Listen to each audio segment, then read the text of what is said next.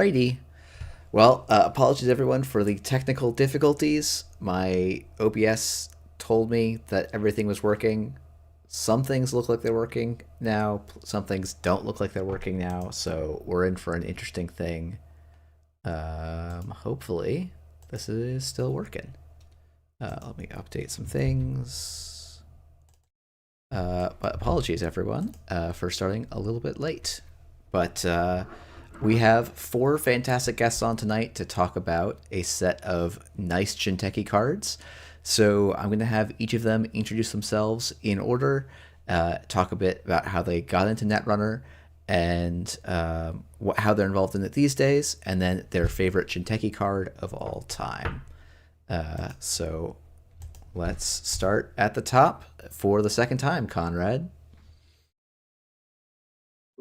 Hi, everybody. My name is Conrad, also known as Banknote in most online spaces. I started playing, it's coming up on a whole decade at this point. I started playing in 2016 when a buddy bought me a core set. That was his birthday gift, or my birthday gift to him was he bought me the game, and I agreed to play it with him. And I basically haven't stopped since. And then for the last sometime in 2022, basically the second half of the Borealis cycle, since then I have been the art director at NSG. And my favorite Jinteki card, probably until this set was spoiled, would have been Biotech. But now I haven't done any play testing, but I'm very excited to check out Melius U. Just it seems like a better Jinteki flip ID. So that checks all the boxes for me. Yeah, so for people that are newer in the chat, I can't pull these up, but Jinteki Biotech, there was 3 copies of that ID, but they did 3 very different things. It was spend 3 clicks, place, how was it, 4 advancement counters on the card, Yep. 2, or spend 3 clicks, deal 2 net damage, or spend 3 clicks and shuffle archives into R&D. And those were your options. Fantastic. Well, thank you, Conrad. And Cranked, you're up next. Hello, everybody. My name is Cranked, pronouns he, him. I'm a player and tournament organizer from the Madison, Wisconsin area in the United States. You may remember me from such lovely streams as the 2024 Worlds stream on the commentary team, as well as the Worlds 2025 commentary team. It was really fun to get a chance to cast some of those with some of the finest voices that Netrunner has to offer. I've been playing this game for way too long. About 2014 or so, right between Double Time and Honor and Profit. So just in time for everybody to start freaking out about Caprice Nisei, which, as Jeff pointed out in the false start stream, never really stopped. So shout out to Caprice Enjoyer, shout out Eric C. It's not my favorite Jinteki card though. I'm a sicko and I'm an ardent prison defender. So I think my favorite Jinteki card. I thought of bioethics during the break, but favorite, I don't know what to describe that one. So I'm gonna go with hostile infrastructure. Yeah, that's the one. I play tested Mumbad. We all knew about IG Prison. We knew that it was gonna be miserable. But I have a real soft spot for this card. The art rips, the flavor text rips. The card is just has that cool factor. And it especially has the zero fun as a zero sum game factor for one player. Yeah, for sure. All right. Well, thank you, and it's great to have you on again. And Jai, the people's champ. Could you introduce yourself? Oh no, here we go again. All right. Yeah. Yeah, what's up, everyone? I go by Jai, pronounce he, him. I'm based off in Singapore, and as many of you might know. So cool 9 a.m. in the morning for me right now. Good to wake up and go straight into arguing about Netrunner cards. It's always a great way to start the day. Yeah, joining in the list of people who've been playing this game for way too long. I started in the original FFG core set. This was in 2013-ish. And I played all the way through until the license got dropped in 2018. Took a break for a couple of years. The fact that like the pandemic dropped basically almost immediately after and cut off most most in-person play didn't help then either because of like the community, because of like the local community situation. But I got back into it, like on Jinteki.net in 2022, and been playing since then. As for my favorite Jinteki card, I think my pick would be like a much more unassuming card. I think, and as like it's Cohort Guardians program from RWR. Of course, you picked the I purple think this little card. sucker just you know me too well, but yeah, I think the card just does a lot of like quite small but very cool things. And what I like about cards like this is that depending on what ID that you put them in, their utility, they have like specific different kinds of utility. Like everybody knows, of course, like what it does with Alco and the synergy there. But you put it in another Jinteki ID, for example, industrial genomics in the Eternal format, right? And then it takes on a whole new dimension there, and stuff like that. Yeah, and like it's a card that actually can go in other places and like had a life in HB and even NBN decks as part of like never advanced absolutely. plans. So it's a very versatile card. Yeah, that's a good call out. And last but most certainly not least, Man in the Moon. Do you want to introduce yourself to the stream? Hello, everyone. I'm Man in the Moon, or Abraham.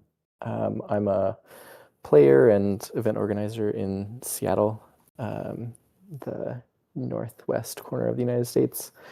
I learned about Netrunner at a sleepover camp when I was, it was in 2013. I was a teenager, and I never played, but I saw some people playing the game, and somebody explained the rules. I was a big board game player, and I thought it looked really cool. I got the core set as a gift, a holiday gift that year in 2013. And I remember after I got it, all I did was just sat there and read the instructions cover to cover. I played it on and off for a while, similar-ish to Jai. I quit a little bit earlier, though. I quit, I think, when they printed Cypher. I bought the pack that had Cypher in it, and then I decided that whoever was making the game didn't really know what they're doing anymore. And that's about when I stopped. Crash out. There were a few other things happening. The store I was playing in got like broken into and ended up closing, and a few things happened. But I stopped playing and started playing again near when Gateway came out. When Cypher came out? What card was that? Cipher. Yeah, Cipher. Not Cypher, I was like, sorry. Okay, yeah. That's Cipher, reasonable. Cipher. I was like, I'm Yeah. like Cyber Cipher, Glut Cipher. I don't remember those doing. But Cipher. Yeah. Cool. I feel like everything about this card is wrong, except the unique. It's a console, so it is difficult to print a silly thing this card is doing. If it helps, it didn't say that in testing.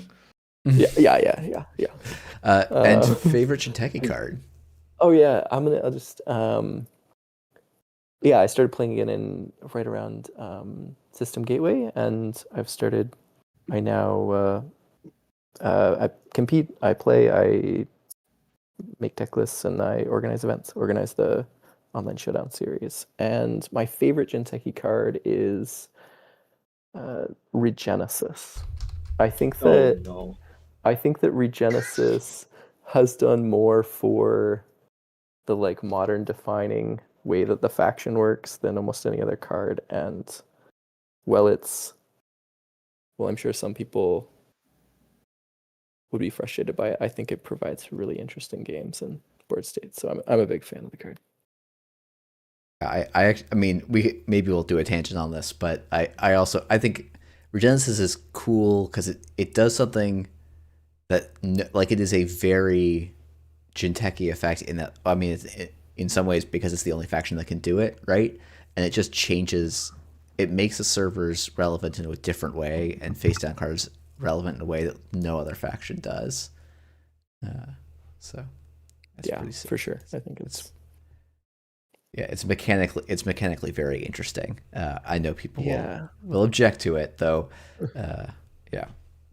Well, It's also been used in a lot of different ways, which I like. Like asset decks have used it, forking, like kill decks have used it, even some like heavier, more mid-range decks have used it. It's been instrumental to a lot of different types of strategies, which makes me enjoy it more. yeah. Okay, well, fantastic. All right, well, speaking of making of archives mattering, our first spoiler, courtesy of Gordian Blade, which may not, if you're actively watching this, be linked in the chat, but hopefully will by the time you're watching this, if you're watching it on a replay, um, is a spoiler we got from Gordian Blade. It is Eska. It is a zero cost asset ambush at Shinteki for 1 influence. It has a trash cost of 3, and the text, while the one runner is accessing this asset in R&D, they must reveal it. When the runner accesses this asset, they lose 1 credit. If they are tagged, do 1 net damage. So, Cranked, as the IG apologist, do you want to start on this card? Yeah, this one's a real throwback. I mean, we haven't seen an Archives trap or Archives poison in a minute. I think it's been since something like Breach Dome, maybe. Way back when. The thing is, like, so I was seeing a lot of people compare this to something like Shock or like Breach Dome, which is on screen. I don't actually think that's really going to be the point of comparison here, because this thing is, I think, not really very frequently going to do net damage. I think the closer point of comparison is something like Honey Farm, which I promise is a card that no one in chat has ever read once in their lives. But it's I'm like the interesting thing to think about for me for this one is where the natural home for it is, because obviously you want to put it in archives, and what decks really want to jam a lot of cards in archives? I mean, Auko comes to mind, right? Like this would seem on its face to be something like that kind of fits neatly into the petty cash slot in modern day Auko. But really any deck that has a vested interest in like just jamming stuff in archives and making archives both simultaneously important and also something that the runner doesn't like disincentivizing an archives check would be interested in playing something like this. Even like RH maybe just like throw these away to Hansei review or something like that. It's just garbage. But Auko comes to mind because that's a Jinteki deck that at least at times is interested in playing something like Oppo Research, is interested in playing something like Phonutria, which also gives tags out of Jinteki. So this is not going to be something that people are going to die to, but this is going to be an annoyance because that number 3 in the corner is really massive for a trap that doesn't go away.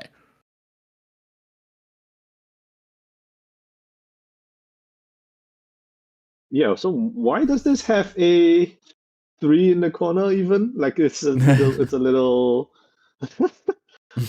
that was like the part that confused me. Okay, so I guess there are 2 parts that confused me about this card when I first read it. The first is in the bottom right corner, and the second is the bottom left corner, because like that is a very distressingly low number to see in the influence box for This is a game net sickos rise up. Yeah, Oh, I know. no. There's been so many GameNet sickos cards the last 2 days. I'm like a little bit worried that GameNet could be real again.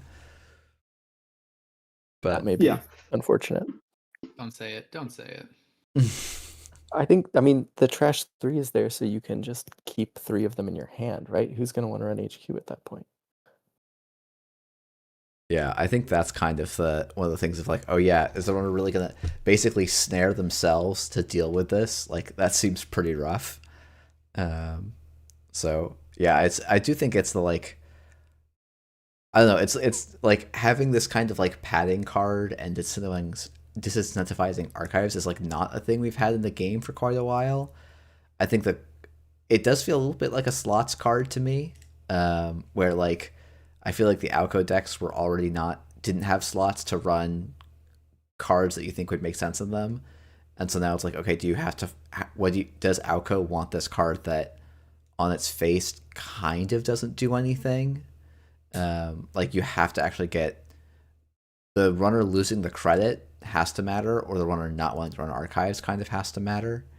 And it's like, oh well, you could already throw like Fuji's in the bin, and then just like use Moonpool to decide whether or not you want to punish the runner for hitting it. So Yeah, that's interesting. I think that like Alco is often looking for a lot of slots for assets and tempo and things that will push you forward. I feel like this almost has to take like ice slots, which would be really awkward. I mean, you could maybe justify a little bit less tempo if you had these floating around in a regular Alco deck, but this is a like functionally a defensive card or a reduction of tempo for the runner if you can use it right. And I'm not sure. Well, I guess I'm sure this card will be very annoying in some decks. I'm not sure quite where it would fit into current Alco lists.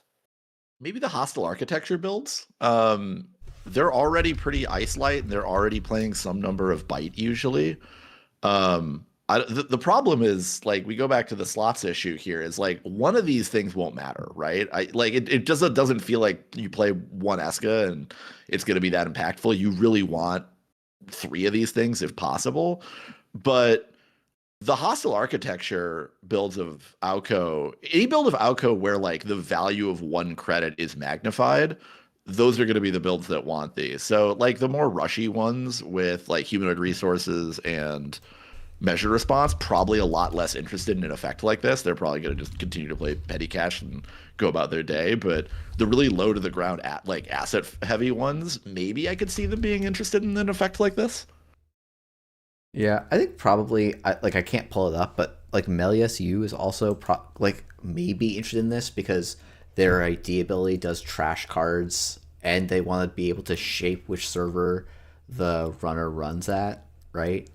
Um, so Yeah, I'm yeah. tinkering with a tag based Melius deck, and I could definitely see it. I agree, slots are a big issue. I didn't have these in the first draft of it, but I'm very curious if putting even 2 of these is enough to deter running archives to the point where you can basically make it a 50-50 instead of a 1 in 3 chance on getting your ID trigger from that.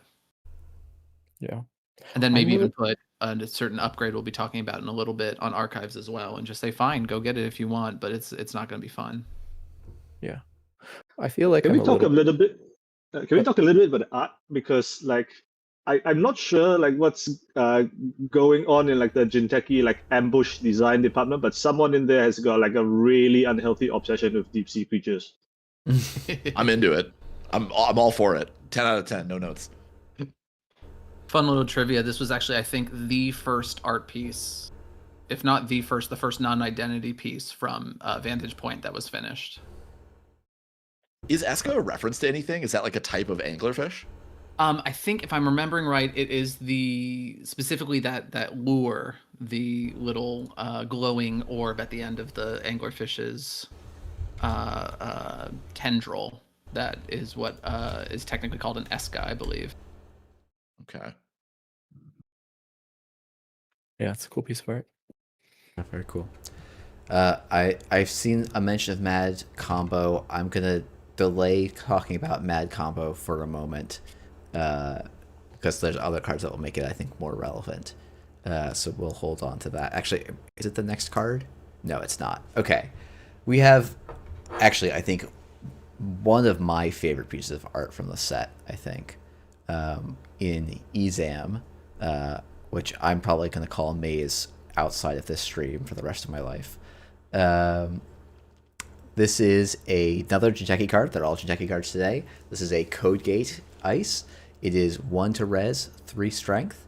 It has an ability click, swap this ice with another installed piece of ice. First subroutine, look at the top card of R&D. You may add that card to the bottom of R&D. Subroutine, each piece of ice gets +1 strength for the remainder of this run. And then a web that only tightens the more you're lost within it as the flavor text. Moon, I realized you got cut off before you could get your thought in about Eska, but I might give you the opening volley on Exam. Sure. I mean, I was just gonna say that I think it'll be interesting to see build arounds. Like if you put a fun house on archives, that's gonna be, you know, like 5 days. If you manage to get all the Eskas and the Funhouse and your Fuji, and you go to like do a Regenesis play, I mean, the runner can still just run and it's fine. But I'm curious to see the ways that the build around might happen that might be more scary than just a honey farm, basically. But yeah, I think the new ice is really cool. I think like the first thing I think of is Thimble Rig, which I think a lot of people would think of. It's like being able to swap ice is a powerful ability, especially when you're setting up complex board states. If you think about glacier decks that really care about where their ice are, being able to just put ice down in the early game and then rearrange them into really the exact place you need everything to be is really useful. Moving, yeah, it's a powerful ability. Since the subroutines don't say, none of them are end the run, I'm curious to see how this fits in. The plus strength is valuable, but yeah, I'm happy to pass the on to see what other people think. But Interesting, your point of comparison is Thimble Rig. You're definitely onto something there. I was reminded of Yagura and Miraju when I looked at this thing, specifically Miraju. In that, like, this is a really unassuming little thing to just jam on R&D and just sit on. Like, the runner is gonna... That first subroutine is the real star here. I think that's a more powerful effect than I initially gave it credit for when I first looked at this thing. Like, I mean, if I'm looking across the table from this, that's a very disincentivizing subroutine to let fire too many times. It just gives the corp a lot of control over what the top of the deck is going to look like. And then obviously the ability to move it around is, it's really, to me, it's less about moving ESAM around and more about moving other ice into position. Kind of like what you were talking about with Thimble Rig. The numbers on this thing are great. I do worry that Miraju is on screen right now. That had a built-in kind of disincentivization to do anything about it because you would just get shunted over to archives. This doesn't really have that so much. So there is going to come a point where this thing's going to start getting broken, but the numbers are good enough where like the only thing that's going to deal with this cleanly immediately is something like Shibboleth. So I think this is the sort of thing that you kind of just like set it and forget it on R&D for a little while, and then when it's reached its point of relevancy, you just move it elsewhere, shove something else into play that makes a little bit more sense onto R&D, and just go about the rest of your day. Someone in chat called out this is an OB card though, which does concern me. OB is currently a little, I would say, I think a little short for playables in the 1 slot especially, but I don't know if you pay 2 influence for this thing. Yeah, 2 influence seems It's a lot. 2 influence is a lot in an ob list right now. This could be Chum 2.0. I think I've seen multiple people. I thought I saw someone else. A couple of people have mentioned Chum, which is a card I should probably pull up. I think like Chum is a very core set card of oops, this doesn't actually do anything, and Izam kind of has like the subroutines are not super impactful. But I do think like the 1 res 3 strength is pretty relevant. I do think, as both Abraham and Craig kind of pointed out, the like rearranging your ice is probably the actual powerful part of this. So like I could see maybe playing like 1 copy of this in like a Glacier Jinteki deck, and if you draw it early, you can place your ice more aggressive, like more to show up your early game, and then just spend a turn, like reset it, like when you're getting ready to score, kind of repositioning yourself without having to overwrite or like reinvest a bunch of money in other ice, which maybe opens up some new windows. I guess maybe also like Atea could maybe get some use out of this too, with some extra swapping because they tend to have more servers they get to make deep for free. I definitely think Atea gets the most out of the last subroutine because they're probably the Jinteki home, at least, where they're going to get the most like 3+ ice deep servers, right? Mm-hmm. I was definitely. I'm now rethinking because everyone seems so hot on the movement ability. I was thinking that was a nice little cherry on top, but that spending 2 to 3 clicks a turn to like shuffle your ice around felt not like a great value for me. But That's hearing everyone probably else talk true, about but that, but at the same time, if you're in a if Jinteki Glacier can hit that point where you have a turn, you can take a turn off, or you can let a Charlotte drip in your remote. And you're just kind of take that time to shore up those centrals or shore up the scoring remote to make the next push, for example. I do see the appeal. I mean, I'm definitely going to put this in. I'm going to put one of these in a Melius deck and try it out for the first week. And exactly kind of what you were saying, Jeff, of like if you draw it early, great, throw it on R&D. Your R&D is safer than it would be normally, and then later you can pull it to wherever you need it or put something else there. I I legit think it's also thought of Chum so much that I had to read it about 4 times before I realized, oh wait, it's only +1 strength, not +2. I think it's interesting that Jinteki is not getting not 1 but 2 pieces of ice this set that care or that have some ability to manipulate R&D to a certain extent, right? Both this card and Knowledge Seeker, which was the one of Sokka's champion cards. So and both of these, like by their very nature, right, they do want to go on R&D early, and maybe for Izam, based depending on your strategy, depending if you're a glacier deck or whatsoever, you want to move this onto your scoring mode later on to give like that to get value out of that second set routine. But I do think it will be glacier decks that will be the only ones that will probably be able to maximize the value out of like both subroutines as well as the swap ability, right? Because as you've pointed out, that the click ability is probably not like the best use of a time unless you're a glacier deck with the time and the clicks to spend to rearrange your ice street for like maximum inconvenience to the runner. yeah, for sure. I also do want to like take a moment because I know I should have the art at the beginning, but I do think it's a fantastic piece of art just as a whole.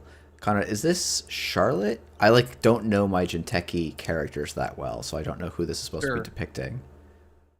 So full transparency, sometimes we just give the artist, a basic description of someone to run with, and it's not an existing character, and sometimes it is. And sometimes we do try to like plant some breadcrumbs for characters we might use in the future. And this is not an existing character so far, but we did build this person out, this person's identity out, at least internally for our own kind of not record keeping, but our own ideas that they may show up in future pieces.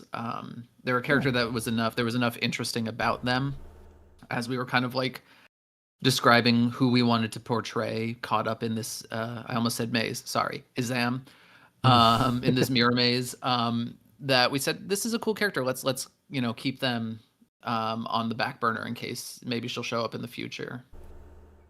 So it's a great question. It's not Charlotte, but it is, maybe it's someone who will show up again. Cool, great, thank you. That's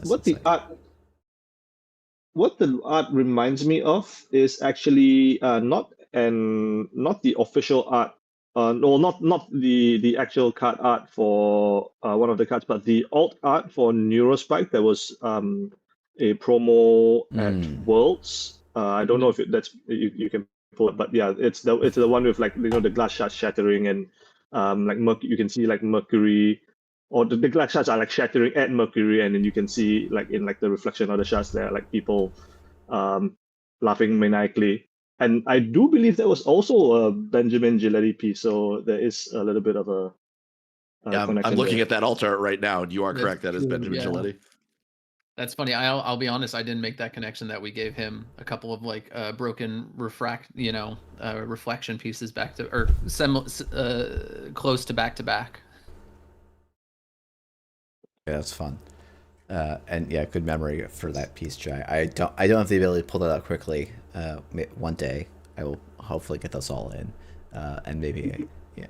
But anyway, any other final thoughts on Izam before we talk about probably the card that I saw the most discussion of online? Yeah, Phoenix loves this thing, by the way. Phoenix players yeah. are going to be eating on this Oh one. yeah, rejoice. Just absolutely do not care about that second sub some of the time. Yeah.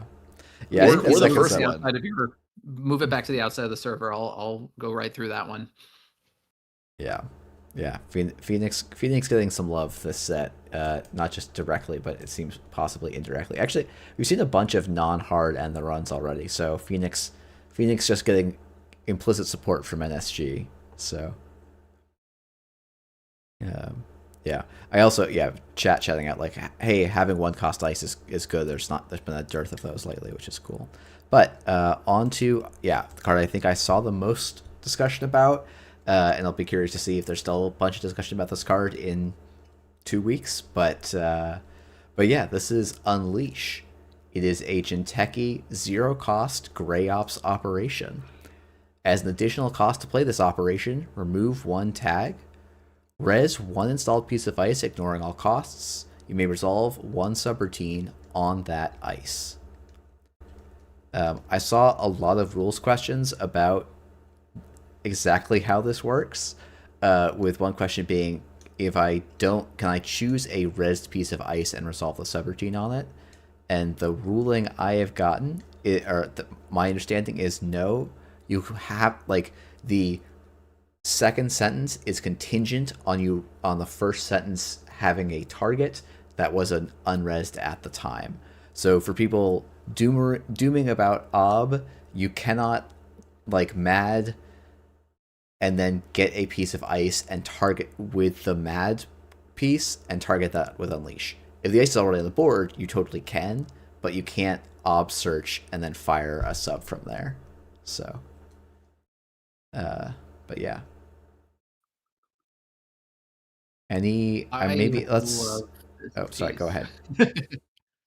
No, this was like one of the cards that when I was looking through, really sparked a lot of joy and interest for me in a couple different directions. And what's funny to me is I kept looking at all of these cool, nasty ice subroutines and thinking about, oh, how cool would it be to res this for free and get to resolve that and do this.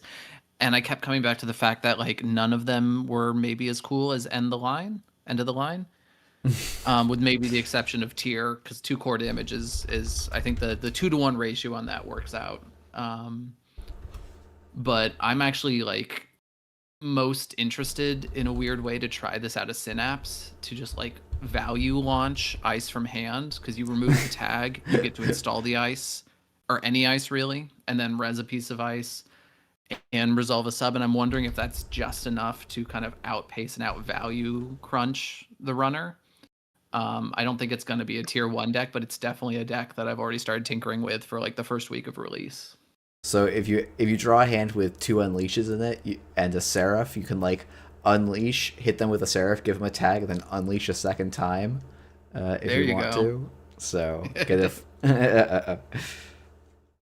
Yeah, there are definitely some instances I found where I said, oh, and then you remove the tag to give them 2 tags. And it's like, yeah, well, okay, so it becomes a 0 cost, give them a tag card, which isn't nothing. Didn't that card get printed in Elevation, though? Yeah, you have that in Faction. It's called Bigger Picture. Yeah. Fair. A card This is that biggest was... picture.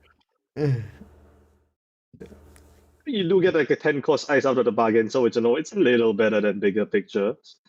Yeah, that play, the Unleash play deals more psychic damage to the runner, and I think there is value in that. 100%. This is Red Trust Op, right? This is Red Trust Operation.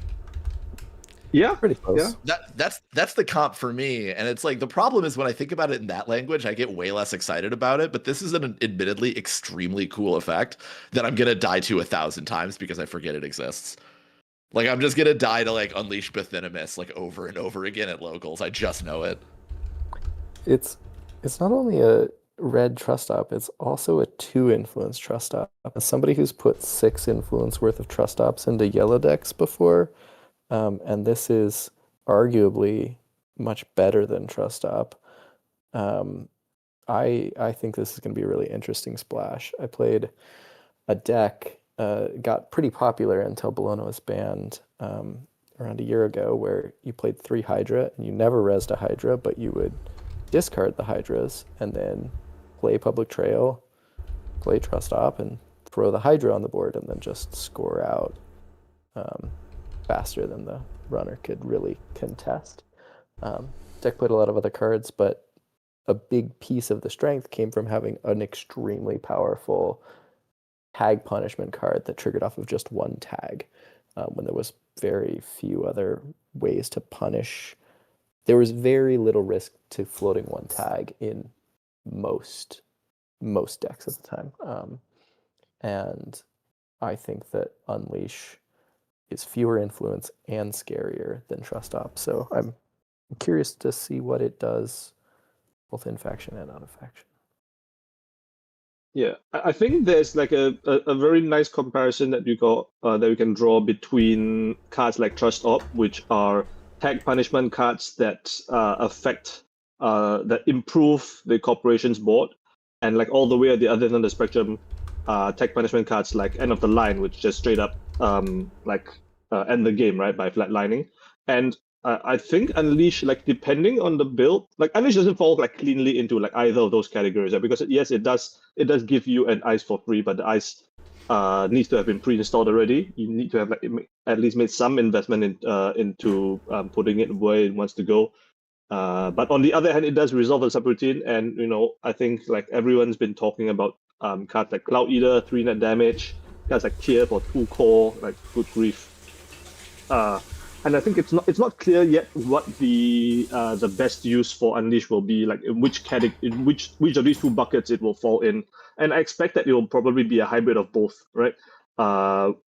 We use it for its immediate board effect, and sometimes we can cheese a kill with it. Yeah, I think this is like, Trust Op is kind of I guess it's like a card that basically says, yeah, you have to use this to build your board state, and that's what it's going to do. Like, the trash is relevant, but probably not like, you're not playing Trust Operation probably because you're so keen to save 2 credits. Whereas Unleash, like, it's probably saving you, like, it's building your board state, and then it also has these other lines. So it's definitely a little more multifaceted. I see a lot of people in chat really getting excited about what should I call it? Not hypoxia. Hypoxia is one of the distributed tracing is the card I'm thinking of. Yeah. We'll see if distributed tracing I'm like, a problem with this is like, oh, you don't actually have the clicks to put an ice down, so you have to have had that ice that you weren't resing beforehand already, which, like, sometimes that's fine. That's like a thing that will happen, but I guess I'm a little skeptical that this is going to be a thing that you can build a consistent game plan around. Well, yeah, there's a in play. Sorry, Conrad. Go? Oh, go ahead, Conrad. Sorry. Yeah, sorry. Just with Cyclotron, you can install the ice distributed and unleash it all in one turn if you have Cyclotron resed. That's true. There is a pretty marked difference between, tracing into Hypoxia as a 2-card combo, and those are 2 cards that you're probably playing in high enough numbers where you're going to draw into it consistently. How many Tier and how many Cyclotron are you realistically going to be able to play in Thule while also having another game plan? I do sort of question that. But yeah. I mean, certainly I know plenty of, obviously we're going to see it. Yeah, it is a little bit, earlier today I was messaging Veronica because she wrote a very nice article about, like, hey, there's more, you don't have to just engage Netrunner as, like, a spike, and then we come on and I'm like, spike, this card's bad, spike, and chat calling out for non-spiky things. And this is not to criticize any of the 4 of you. I'm just kind of laughing at my own tendency to steer conversations this way. But I think to give people the shout out for calling it Magic Christmas Land is unfair. To a thing that will certainly, if I ever start streaming regularly again, that I will certainly lose to on stream, and that this kind of thing does enable. It's like, oh, if you do get this to line up Unleashed here once, your ontological dependencies are now online just immediately, and like maybe that's actually worth like 4 card slots to just be like, oh, my fast advanced game plan is online without having to do anything else. and maybe that's know actually what? something you could make happen. You can always bifurcate the tier 2 to try it again.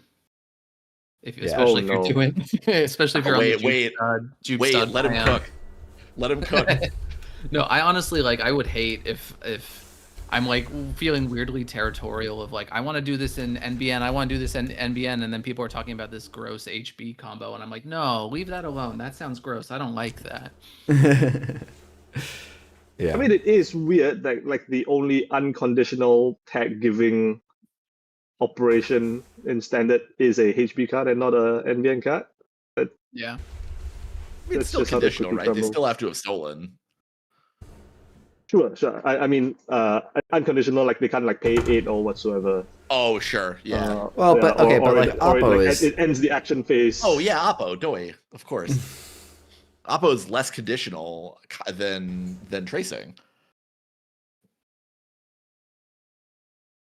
Oh, I'm not sure if I lost you in the middle of that one, Cranked. Yeah. Right? Like Oppo is less conditional than Oppo tracing doubles because you just get more Oppo doubles opportunities. The edge cases, or not the edge cases, doubles the triggers, right? Stole or trashed. I see. But yeah, and there's less. You can't just dodge it with like a no free lunch, right? Like any deck that is really, really, really trying to stick one tag to do some big thing falls over a lot more to tech like no free lunch. Yeah, no free lunch definitely is like if you're really, it's like to some extent the existence of no free lunch feels like a bit of a cap on Unleash, where like if this becomes a central piece of the meta, like you kind of have to, it has to be through a non-single tag thing, because no free lunch just becomes a thing that lets you kind of turn off an entire game plan, which if Unleashed decks start being meta dominant, it's just you spend 2 influence on 2 no free lunch and suddenly that whole thing shuts down. Yeah. Unless the tagging method is like a tag storm where you're playing oppos and you just rezzing a bunch of pings and putting cards that runners have to check behind pings, but then maybe those cards are beholds, and like if you can make a deck that just like there's so many tags that you just can't interact and remain untagged, no free lunch isn't necessarily going to help with that. Yeah, and it's like, once you start getting to that board state, I do think that Baramu's card from yesterday, Vixek, starts becoming a little more interesting. I was going to mention this one. Unleash a Vixek. Yeah. And it's like, you have to get to a pretty silly number of tags for this to actually, like, win you the game. But it's also, like, probably if you unleash a Vixek, and even if it's just, like, X equals 2 or X equals, like, you're still damaging 2 cards out of the runner's hand, and they'll start the next turn on 4 tags, which is probably good enough. But you have to have had 3 tags when you played Unleashed to make that happen. Right. And if they have 6 tags, you just win the game. But like, you probably would have with a couple other cards by then. Yeah, there's maybe a couple other ways to win the game with 6 tags. I legitimately wonder if, sorry to keep harping back to NBN uses, but I legitimately wonder if this makes Seraph playable, because Seraph is not worth the price tag, but if you're pre-resing it versus Cloud Eater, like that's always been the tension I've felt, is like, why play Seraph when you have Cloud Eater? But the Cloud Eater text only matters the turn it's rezzed, whereas Seraph just becomes, a Sentry-styled toll booth. And I wonder if that's actually good enough if your plan is to unleash it. Yeah. I mean, if you were to play Unleash in NBN, definitely it pairs with Seraph as like the platonic ideal target, right? Especially in Synapse where you can Seraph from hand. Yeah. So yeah, I can definitely see it. I guess the problem is, of course, I'm now only realizing that Seraph is also unique, like Cloud Eater. So it's never mattered before. Why would you play 2? Well, we've never been given a reason until now, but that is like an additional deck building consideration, of course. Yeah. Somebody in the chat mentioned Nano Mad Unleash Visik, which is a pretty spicy combo. Oof. Yeah, it's the one thing with that is, you do need to have the Vixek on the board unrezzed for that to happen, and like that's fine. I think whenever I think about that kind of thing, I'm like, okay, so to make this happen, there need to be 6 rezzed cards and an no, there has to be 7 unresed cards, or 7 resed cards, an unresed Vivsec, and then the corp has this combo, and I'm like, okay, you know what? You got me there, probably, right? I think you're influence gated there too, because those are some wild splashes to get, consistently in any of the. We're crossing 3 factions to get that combo. Mm-hmm. Yeah, and I mean, look, someone will. I'm looking forward to losing to this at my district. At the districts I'm able to attend, the megacities I'm able to attend, because I'm at the skill level where I will see this, lose to this, and struggle. But I don't know this is going to be this to me does not scream a meta-defining card because it's got it has a decent amount of safety checks. Well, I think it's like a interesting card and a fun build. Like, you don't need to build around, but like having it as a little thing you can do, I think is pretty interesting. I think it does also put just any future ice. If there's something spicy out there, if there's an interesting ice where you're like, wow, that sub is really bonkers, it puts it in that camp, right? The same way that like Marcus Batty sometimes did, in obviously a different way, but like if there's ever a piece of ice that it's like, wow, once you get this on the board and if you can get that sub to fire, it's really, really wild. I don't think there's a lot of options for that, but I had a friend who was talking about trying to find a fast advance combo with this, and like obviously the ice doesn't really support that right now, I don't think. But if you do get something that's like, oh, there's a subroutine to put, I guess it has to be 2+ advancement counters on a card. Mm-hmm. Suddenly that it's a little bit more interesting, right? Yeah, that's really interesting. Unleash an Odoroshi in Eternal. Then they just access it. Oh, I was just thinking about like slot machine. I don't think that works with like the reveal text. Oh, correct. Yeah, it wouldn't work. Yeah. I can think of a lot of cards that let you place 1 advancement counter, but not many that let you place more than 1. Right. That's interesting. Interesting idea, though. I agree with your sentiment, Isengrim, but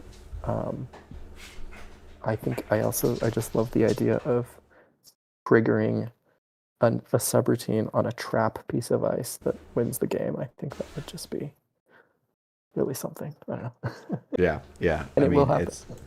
What was the universal connectivity fee, right? It's like... if you're tagged, lose all your money. Goodness. Yeah. Oh my I remember that. Yeah, so it's like having these sort of effects, like, it's like, I will say Marcus Batty, to me, is one of the, like, all-time villain cards in Netrunner, and so, like, I'm not predisposed to love Unleash as a design, but I also, like... This is a card where it's like, I don't love this card, it does not bring me joy, but I know it brings a lot of other people joy, so it's a great card for that reason, and like a success. And also, Cat Shen with an absolute banger piece of art, in a way that, like, I don't know, this doesn't feel like the kind of brief that Cat, or like style that Cat has historically drawn much of, but it's it's a very strong piece, I feel like. That's art never misses. I was going to shout that out too. I know Kat was in the chat earlier too, so definitely wanted to give them props for this one. Yeah, it's a gorgeous piece of art.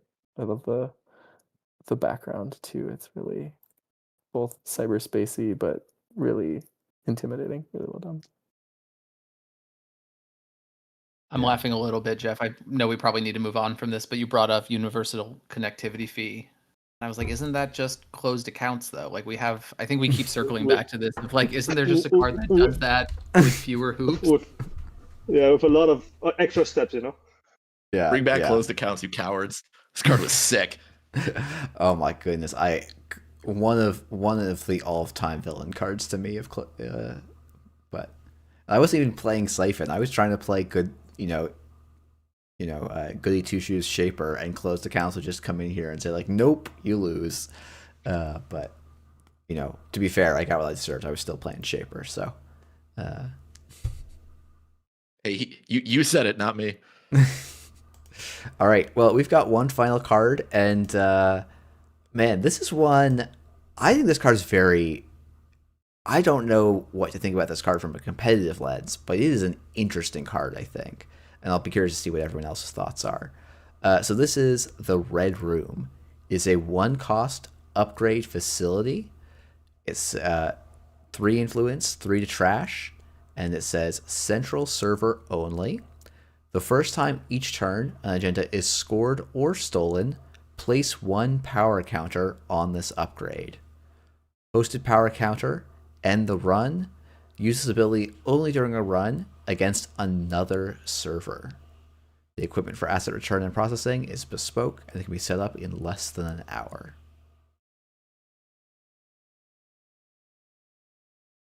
I'll start in a different place than we started before. This art is incredible. This is probably my favorite art from the set so far, and it's like not even close.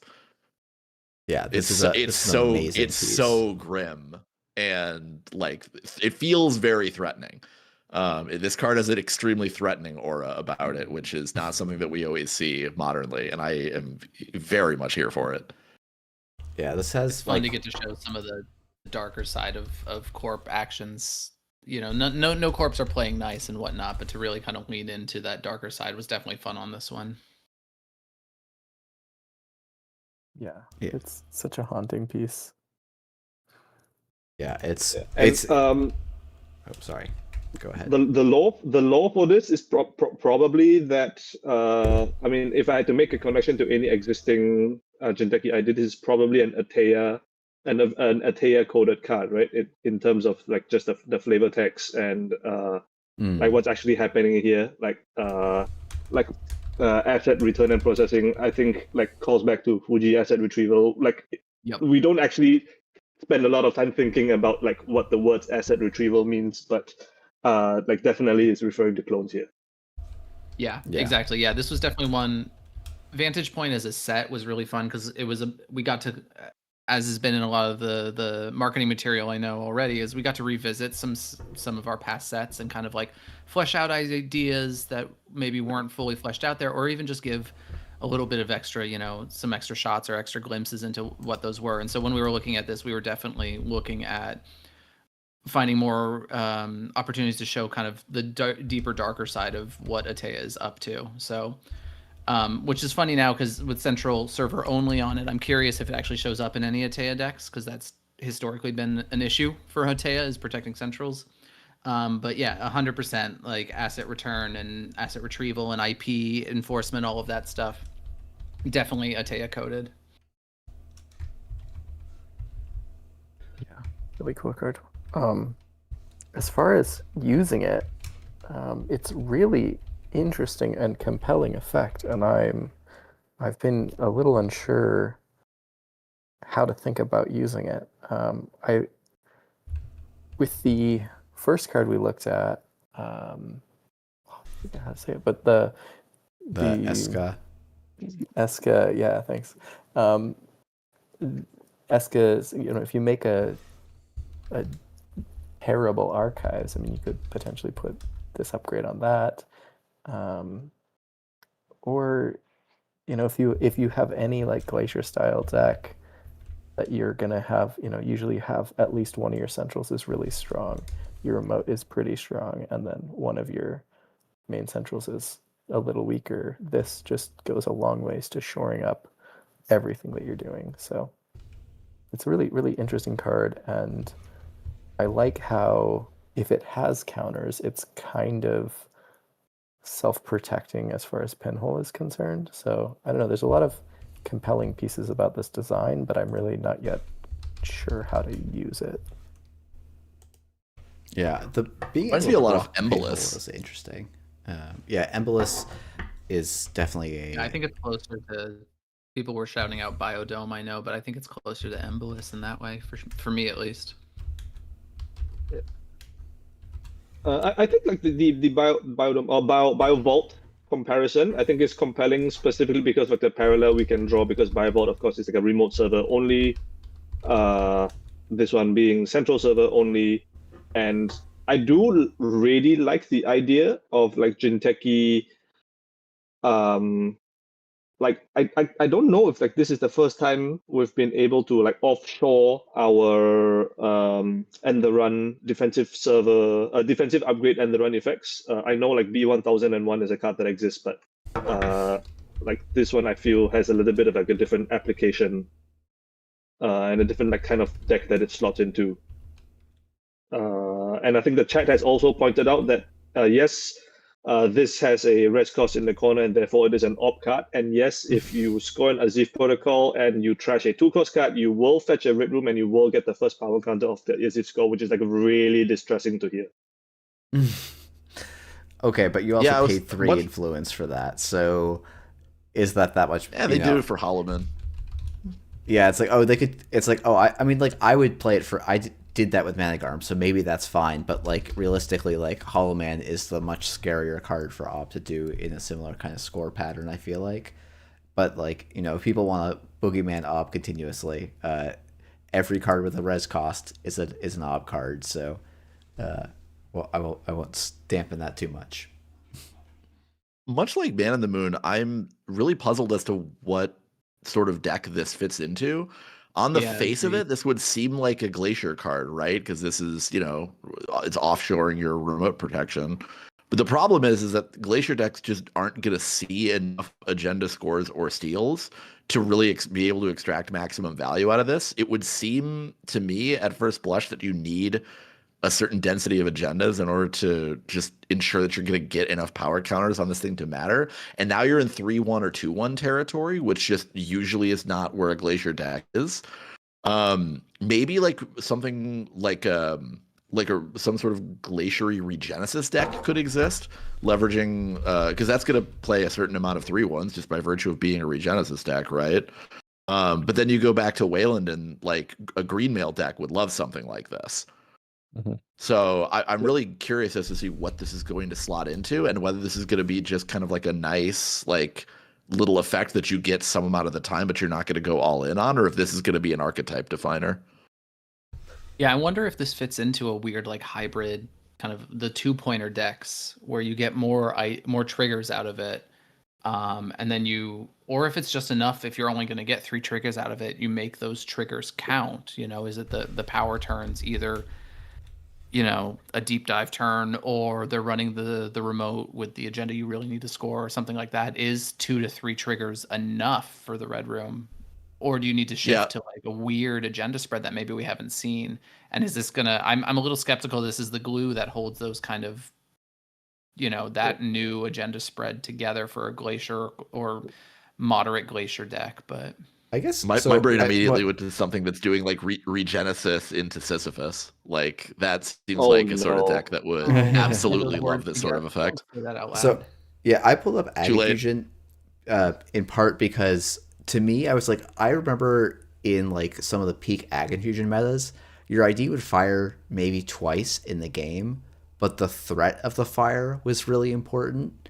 And so like, while, you know, it's like easy to be like, okay, trigger that makes this thing get an ability. I want to, you know, my network brain says I need to do this as many times as possible. But I think another way to look about this is, can I use this to compress so that the turn where the runner needs to get in, they can't. And so that's like a way I can use this. I guess there's also a version of this where it's like, oh, you know, I'm playing a Taya Glacier, or I'm playing a Melius U Glacier, and like, you know, HQ is reasonably strong. We both know there's no agendas in there. My red room is just going to sit there. I'm going to have a red room in HQ, an Anoetic in the remote. How do you get in, right? I have 1 counter, but maybe that's all I need, right? Because you now have to deal with Anoetic Void. You can't pinhole it anymore because my red room stops that. So now you have to go and trash the red room. That's going to cost you resources. And so it's like, I wonder if 1 counter is enough to swing a game. Maybe that's too niche. I could definitely see that being too niche, but I could also see this being like part of that piece of the like, oh, if I get 2, 3 and the run effects, that's actually all I need to push an agenda at any given point. I'm going to draw a comparison to a card that I don't think people have really mentioned up to this point. And my hot take, which I've like come up with in the last 5 minutes, is that I would compare this card to Fat John Batista. I was just in that, like, damn it. You beat me to it. That's okay. Yeah, because like what FUT does in our codex, and I think anyone who's played in the last year can probably attest to that, is that once FUT gets rest, like the entire game becomes about the FUD until it can be dealt with in some way, shape, or form with pinhole, run the thing directly, etc. Right? And I suspect that decks that want to play the Red Room can try and replicate that same effect, but on a central server instead of remote server, because like if Red Room has a counter on it, you can't make any significant run on any other server until you deal with the Red Room, and that's like kind of what FUD does in Alco with like remote servers. Yeah, I was thinking of something similar, like obviously because end to run is such a powerful ability, I think about like a Glacier deck, but I was, while everyone else was talking, thinking about how scrappy some Alco games get, where it's a lot of pressure and stakes in a lot of places, and just putting a Red Room face up on a server you care less about in a scrappy game, like as soon as it gets a counter, it starts turning off your run events.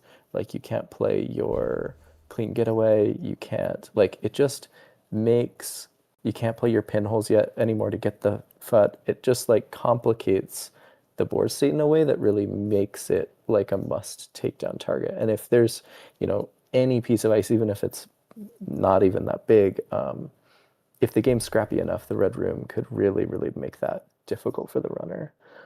So yeah, similar thought. I think it could be used just as like a tempo positive kind of must trash that like can't really be ignored in a deck that's playing wide and scrappier with those like smaller agenda points.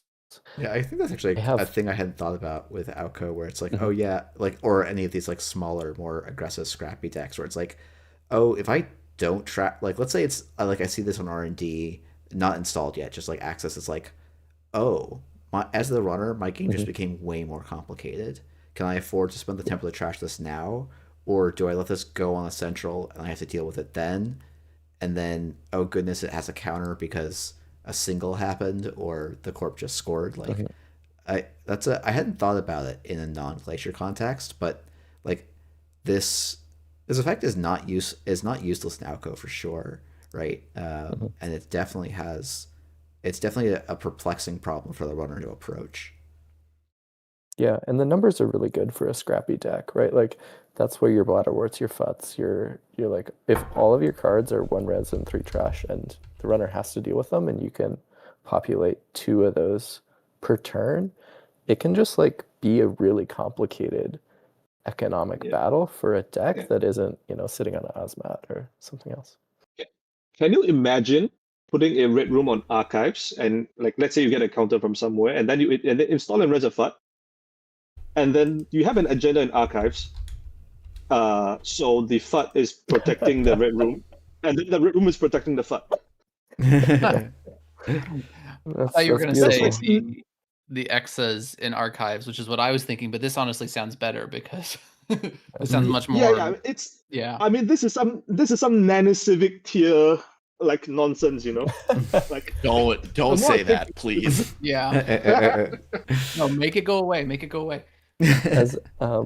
As much as this is probably a very good way to use the Red Room, I have another thought about something that I kind of like hope it can be used, but it's definitely in the realm speculative category. Oh, this would be cool. Yeah. Which is to try to find a way to use Red Room in Earth Station.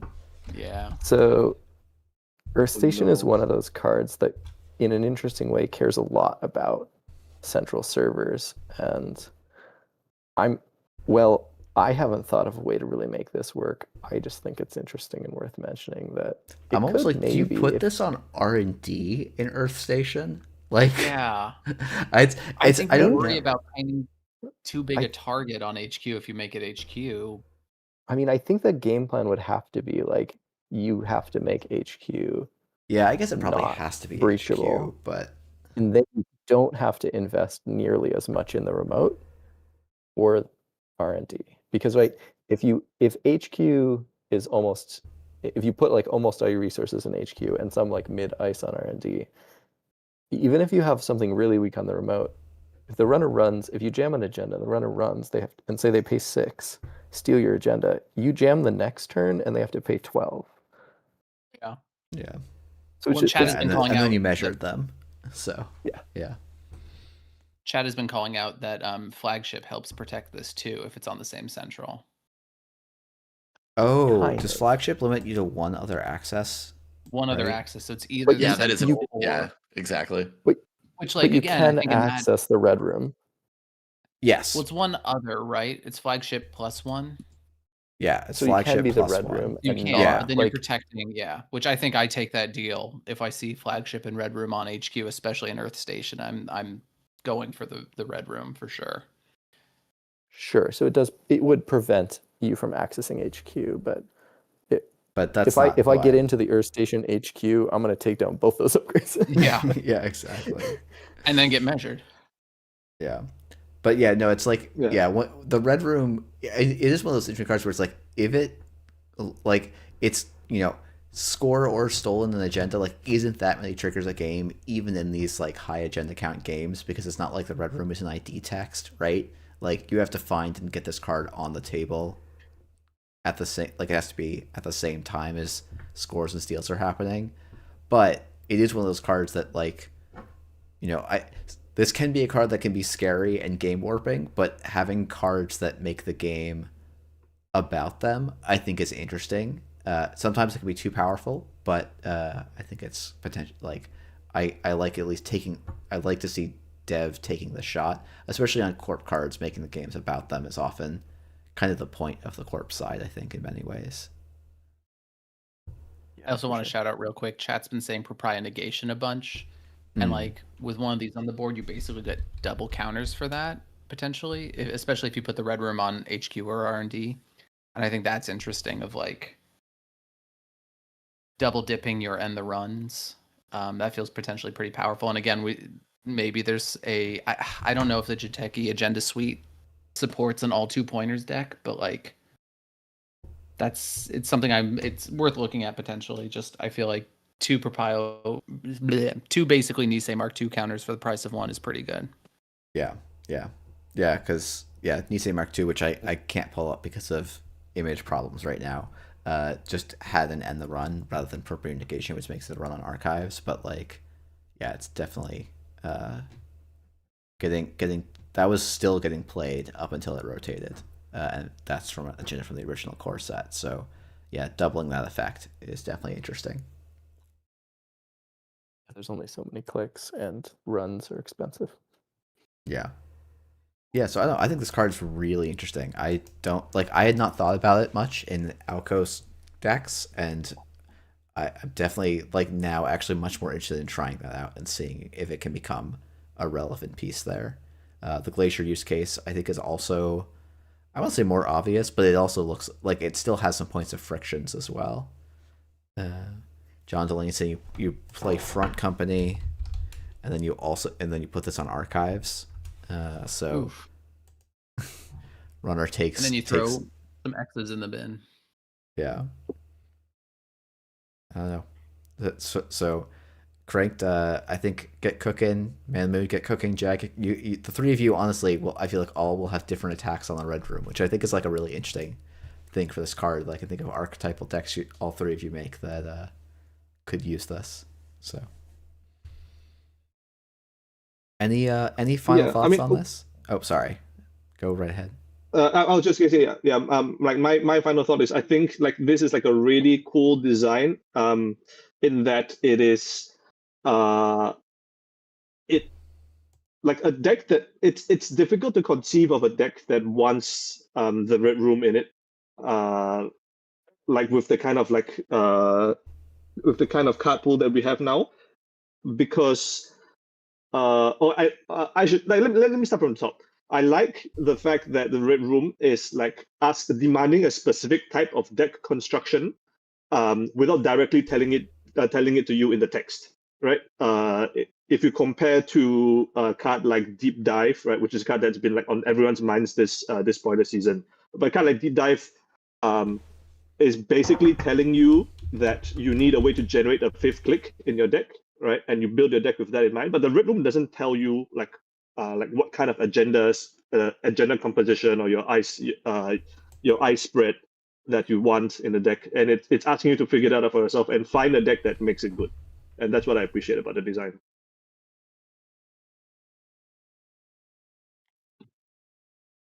Cool. Any Yeah, other final think- thoughts on the Red Room?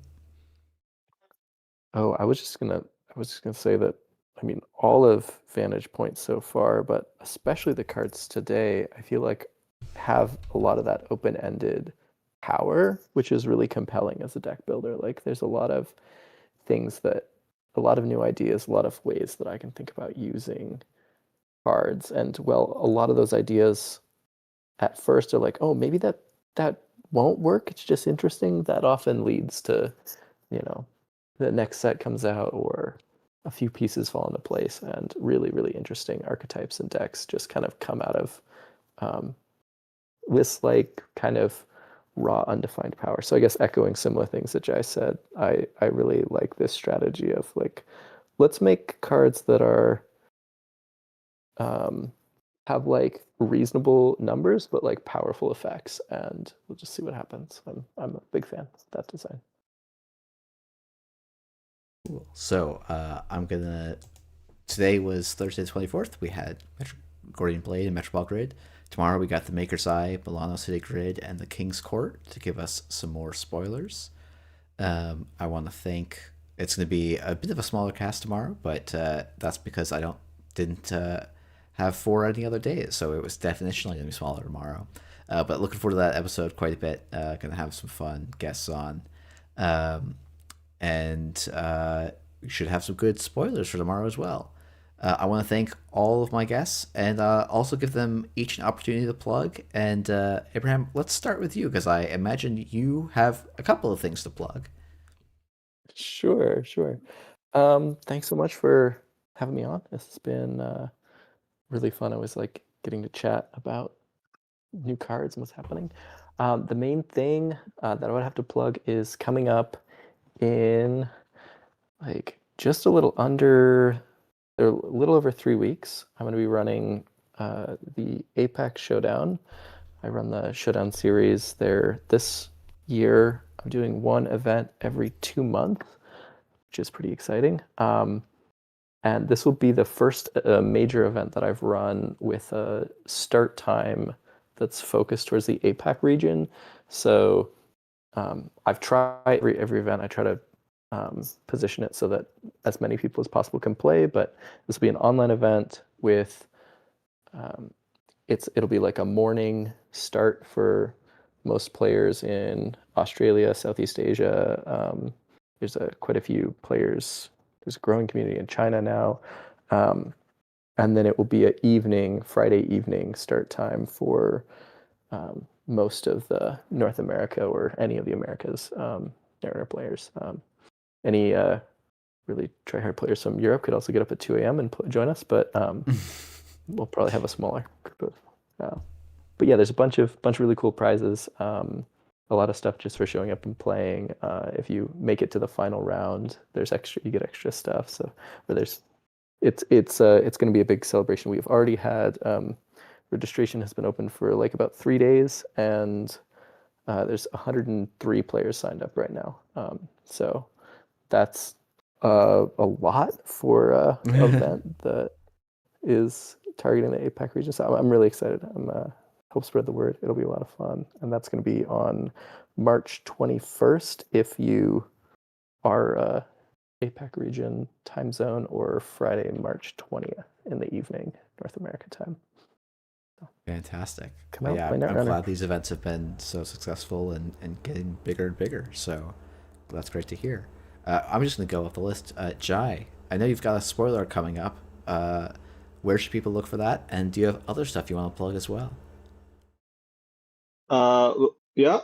I guess before I start plugging my own stuff, I should also say, everyone go play Abraham Showdown. I'm really excited for it to be in APAC for the first time, and I'm like very happy to help out with him coordinating the event, logistics, and so on. So go do that. And as for my own stuff, yes, on Friday, which is 2 days for me and 3 days for the rest of you all, I'll be scooping 2 Anak cards on my YouTube channel. Exact time to be confirmed, but I'm hoping to get it in early enough that it would still be Thursday for some of you, because I know you all like to get your scoops early.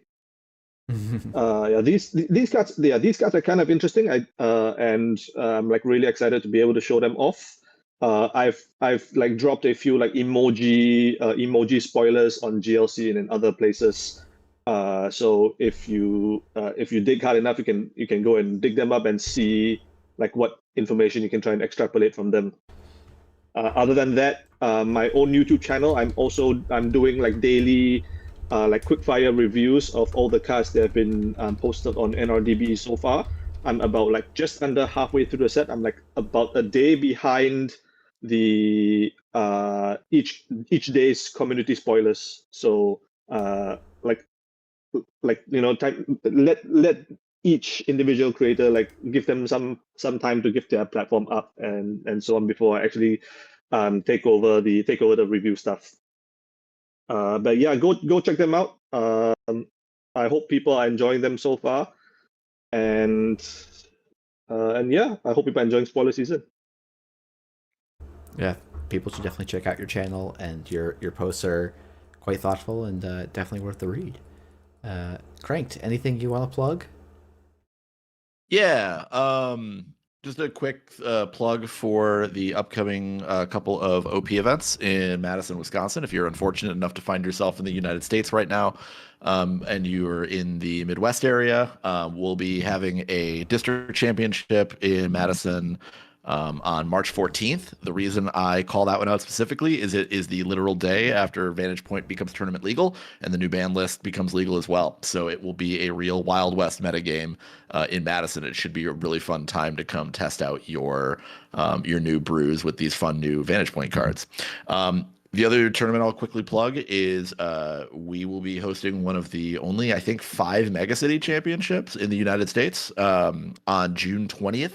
Over the summer. Be a 2-day event. We'll hopefully have that streamed by Orbital Tangent. It should be a really fun time. So yeah, if you're within the United States and you're within the Midwest of the United States specifically, please come through. We would love to see you. Otherwise, yeah, just shouts out to Jeff for hosting this and having me on. It's always fun to talk about Netrunner. And a quick anti-shout out to my cat who's been trying to cause havoc for the last 15 minutes while I'm trying to talk about a children's card game. One moment. All right, saved. We're good. And shout out chat. Always shout out to YouTube chat. And Conrad, anything you want to shout out or plug? Yeah, I don't have any personal plugs or anything. I'm not a TO. I don't have much going on in that regard, unfortunately. But definitely a shout out to all my friends and collaborators on both the visual and the narrative team. I just feel grateful, and to the community at large, but I feel grateful getting to be a part of making this game and being a part of the community. And I get a big fancy title sometimes as art director, but really every member of the visual team and every member of the narrative team who we work really closely with, everyone does a lot of the heavy lifting and the big push and the hard work to make this set possible. And I'm just grateful to be a part of that and get to see it released out into the community. And hopefully my goal is to play more this year than I did last year. Due to personal reasons, I barely played since Elevation came out. So hopefully I'll get to see a lot of y'all in the community at some tables this coming year. Big same on that one. So yeah, thank you everyone for watching.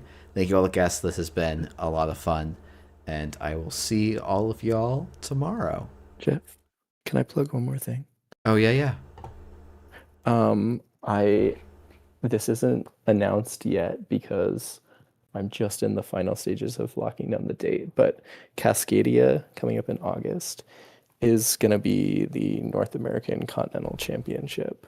So Cascadia has been a big event the last 3 years, growing kind of staple in the Pacific Northwest Netrunner scene, and we're really privileged to get to host Continentals again this year, and I'm really excited about it. Well, we didn't host it last year, but we were the hosted Continentals in 2023, I think was the first one. But yeah, I'm really excited to do that. I've got a lot of really big plans, and yeah, keep your eyes out. There should be an announcement in just a day or couple days for a finalized date for that event. So that's another thing in the works. Really exciting. Yeah, I've only been able to make it out once, but it was a ton of fun, and I'm sure it's only gotten better since. And while I don't know if I'll be able to make it out this year, it is definitely a tournament, if you can make, I think is definitely worth putting the effort in for. So yeah, and yeah, I think hopefully we'll be doing more Continental announcements for the whole community. TOs have been able to, disseminate them locally, but post spoiler season, you should hear a little bit more from OP on a lot of those things.